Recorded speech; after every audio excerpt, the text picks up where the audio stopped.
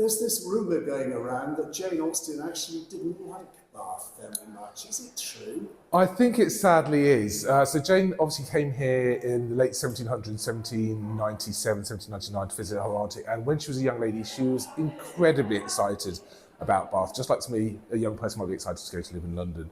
But during her 4+ years that she lived in Bath, she came here as a woman, hoping to get married, hoping to kind of edge into the upper echelons of society. And of course that didn't happen. And actually, at the same time, her parents were becoming more frail and elderly and poorer.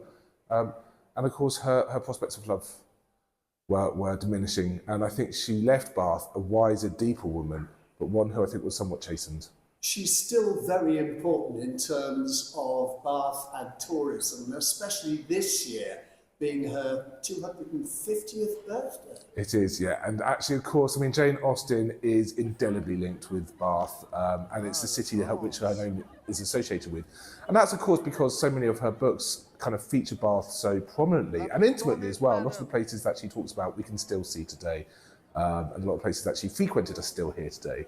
But of course, her two books, that basically Bath, Northanger Abbey and Persuasion, to me actually bookend her novel writing career. One is of her, very much an autobiographical story of her as a young woman. So Catherine Morland from Northanger Abbey really to me represents Jane as a young woman, kind of full of excitement, the promise of life, and coming to Bath.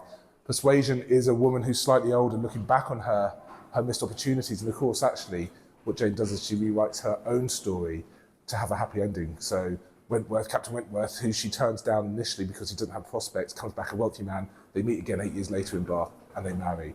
But very much attached to, Jane Austen and Bath, so closely linked. And of course, this is a Georgian city and Jane Austen's a Georgian writer. It's a romantic city and Jane Austen, to me, is the ultimate romantic writer. So you're going to be pretty busy this year then. Do you reckon there will be additional fans of Jane Austen wanting to book a tour? I hope so. I mean, of course, Jane Austen is such a key part of our story, such a key part of our city.